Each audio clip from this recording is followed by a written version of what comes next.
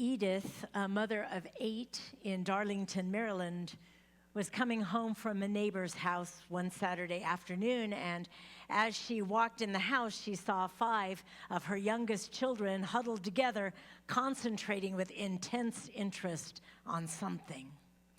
And as she slipped near, trying to discover the center of their attention, she couldn't believe her eyes. Smack dab in the middle of the circle was a group of baby skunks. She screamed at the top of her voice, "Children, run!" And each kid grabbed a skunk and ran. And when I read that story in Chuck Swindoll's book about Nehemiah, Hand Me Another Brick, I was reminded that Nehemiah, in his quest to rebuild the wall in Jerusalem, had no idea of the dangers and toils and snares that would befall him in what first seemed to be a simple, though tedious, project.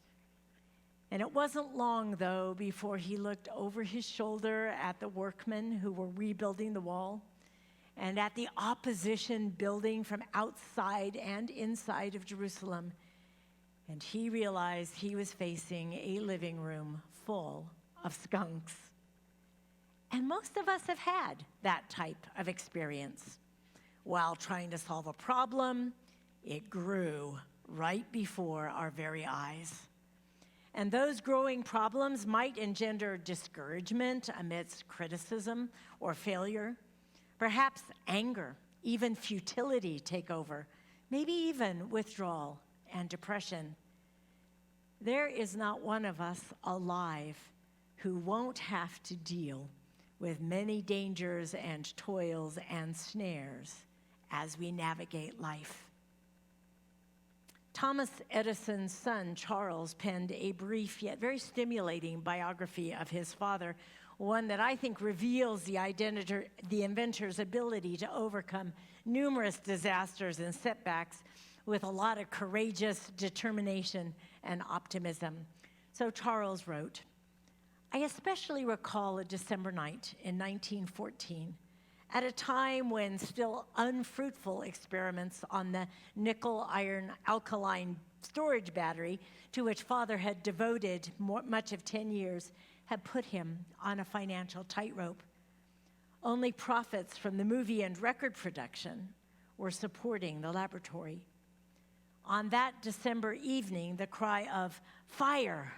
echoed through the plant. Spontaneous combustion had broken out in the film room, and within moments, all the packing compounds, celluloid for records, films, and other flammable goods had gone up with a whoosh.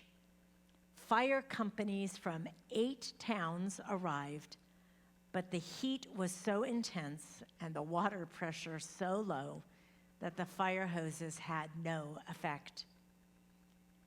When I couldn't find Father, I became concerned. Was he safe? With all his assets going up in smoke, his spirit would be broken? He was 67, no age to begin anew. And then I saw him in the plant yard running toward me. "Where's Mom?" he shouted. "Go get her. Tell her to go get all of her friends. They will never see a fire like this again." And at 5:30 the next morning, with the fire barely under control, he called his employees together and announced, "We're rebuilding."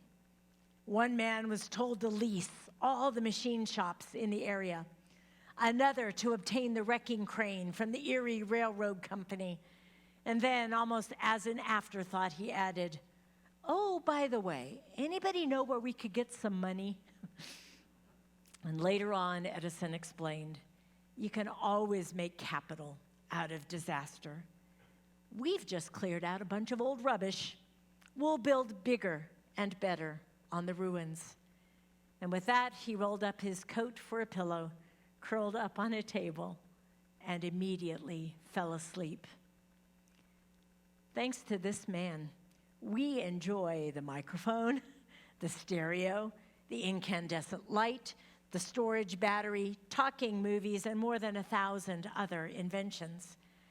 despite a constant stream of setbacks and failures. And Nehemiah, like Edison, faced insurmountable odds, but through prayer, planning, persistence, and clarity of purpose, was able to rebuild the wall around Jerusalem and begin the healing of the nation of Israel. And we as a church, as community, as a nation, we're just coming out of a year of dangers, toils, and snares. I mean, everything that we thought we knew about anything is in question, including running businesses, churches, schools, hospitals, assisted living centers, you name it. So where might Nehemiah's experience and leadership, combined with God's amazing grace, have to teach us in the spring of 2021? I've come to realize that he has a whole lot to teach all of us. So Chuck Swindoll defines leadership as influence. You lead someone to the degree that you influence him or her. Now, most of us might, well, a lot of us might or may not think of ourselves as leaders, but if we think of ourselves as influencers, that gives us an opening into this world. So how many of you have children or have worked with children, like as a teacher, or what? I think that's probably most of us. So probably the greatest circle that we've had an influence in has been our children or a teaching situation. We tend to have that for quite a while, and that influence is real, and we relate it. Now, I want to know, in those however many years you had influence over those children in your life, how many of you never had opposition to anything you said? All right, so we're all on the same page with Nehemiah, okay? We understand what's going on. So Nehemiah's influence began as cupbearer to the king, which we learned was a privileged position in the Persian court that gave him actually direct access to the king. And after much prayer and planning, permission to go 800 miles to Jerusalem to begin rebuilding the wall. And then his influence changed from cupbearer to builder. And then when the wall was completed, despite the harassment of enemies, he established a strong administration after he was officially promoted to the position of governor. And so his influence then took on a new dimension. And in all of his spheres of influence, we read about his indomitable prayer life and love for his people. So at every turn, at every obstacle, he did nothing without taking it to God first in prayer. So prayer needs to be our starting point as well as we lean into our own rebuilding, our own future as God's people right here in Tucson. Last week we spoke of vision, and vision, of course, always needs to be grounded in prayer. But you know, even the very best vision and plan faces criticism. People who just don't get it. Maybe even people who try to sabotage it. So in our story today, Stephanie introduced us to three people who made life very difficult for Nehemiah: Sanballat, Tobiah, and Geshem. Now, for a leader, as we discussed earlier, opposition is inevitable. It just comes with the territory. So all of us need to develop the ability to measure the value or worth of the criticism that comes his or her way. We have to determine the source, the motive, listen with discernment, and sometimes graciously accept it and learn from it. Has anyone ever jumped to a conclusion about a child's behavior and found out later you were totally wrong? Yeah, so we learn from that, right? We learn grace. We learn that they tend to be really forgiving kinds of person, unlike most of us when we grow up a little bit, right? So we just have to say we're sorry, and we get that hug immediately when it comes to kids. I think that might be why Jesus said things like, be like a child, because only those who are like children will come to the kingdom. Only when we could reach out with that kind of forgiveness and love, to recognize, in the words of the choir song, that even here, even in whatever place we find ourselves, God's love and grace can be fully present.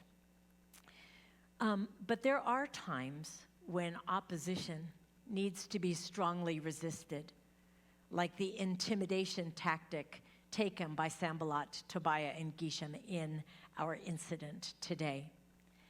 So maybe to better understand this kind of resistance, let's go back to the 70s when, you can't go back there, but you just have to imagine. So those of you who are younger than growing up in the 70s, you just have to go with us here for a minute. But believe it or not, there was a time when pro football was just starting to take off and really become a lucrative business. At that time, coaches and quarterbacks especially took the brunt of blame or praise for winning or losing seasons. Now, back in the 70s, the Washington Redskins were my favorite team, and the only reason they was because their uniforms were red. Now, I realize that was very shallow of me, but so I remember these kinds of incidents. So Sonny Jurgensen of the Washington Redskins was the kind of person who, like Nehemiah, absolutely refused to be intimidated.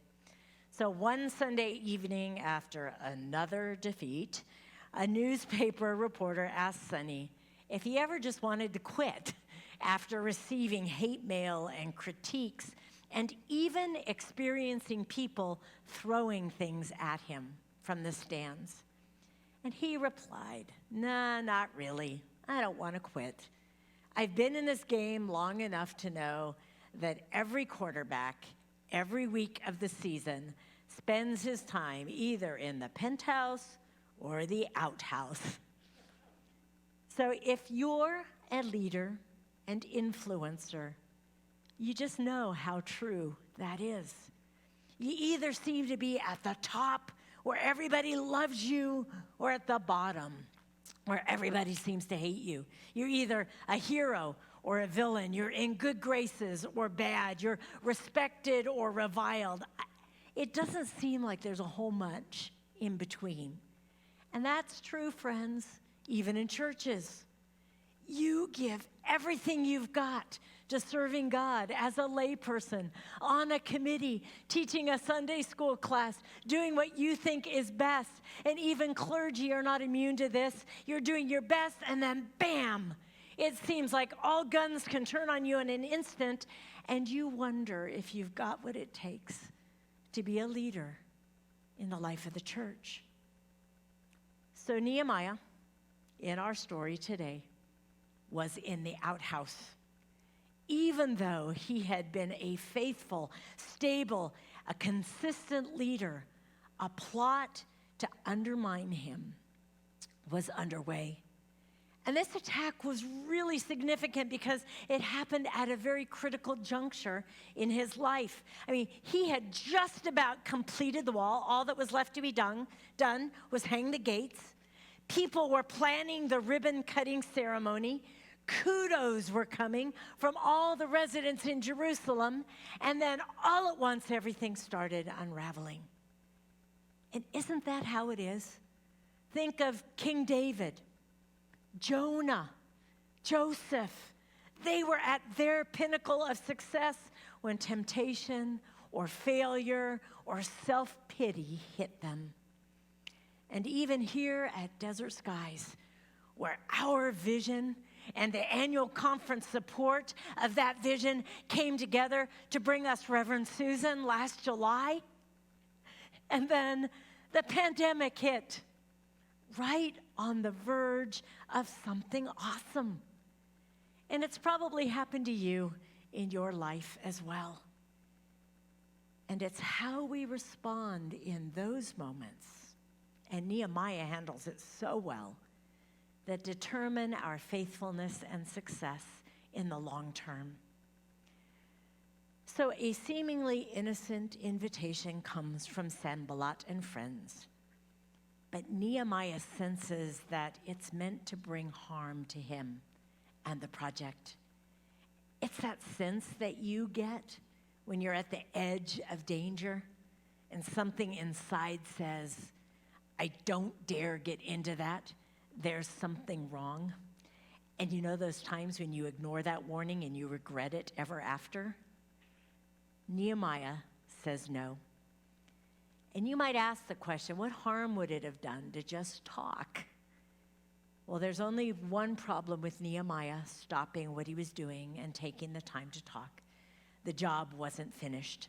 Even though the walls had been built, the doors and gates had not been hung, so there was still work to do. And they were tempting Nehemiah to be sidetracked from what God had called him to do, to change his focus in hopes that the work would stop. Losing focus was dangerous for Nehemiah in that moment, as it's dangerous for any of us who are trying to fulfill a vision. Well, when that come have a talk strategy didn't work, the attack intensified. And Nehemiah is threatened with a letter that is to be read publicly, denouncing him with lies and rumors if he doesn't comply with their request.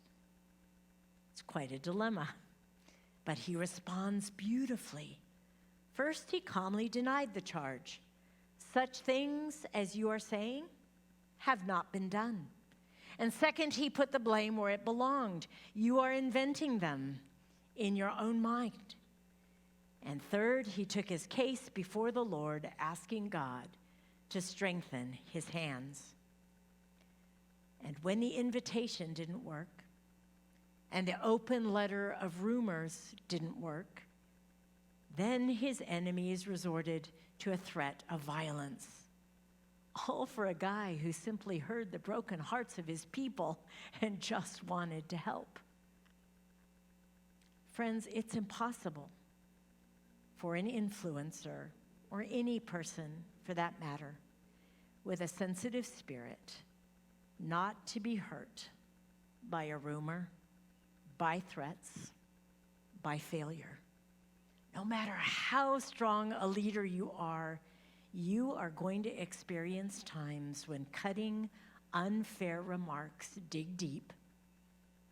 You know, lives and reputations have been utterly destroyed by rumor campaigns, and social media has made it far worse. But there does come a time when you have to pick up the pieces and move on, keeping the damage in perspective.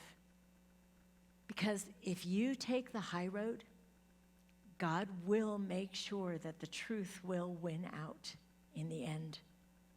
And whether it's church work or politics, societal issues, creation care, work, school, or just family and friend relationships, it's a given that we will experience hurt and frustration, maybe even threats and danger as we try to do what we feel God is calling us to do. You remember last week's message? Not everyone shares our passion. But if our call is grounded in prayer, and we plan carefully, and we communicate well, and we persevere with purpose, we will, like Nehemiah, be able to say, the wall was built. Zero waste was achieved. A broken relationship restored.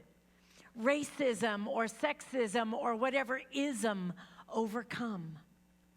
A post-pandemic church celebrated. Because that's just how God works when we open our hearts to God's word. Through many dangers, toils, and snares, we have already come. 'Twas grace that brought us safe thus far, and grace will lead us home. Amen.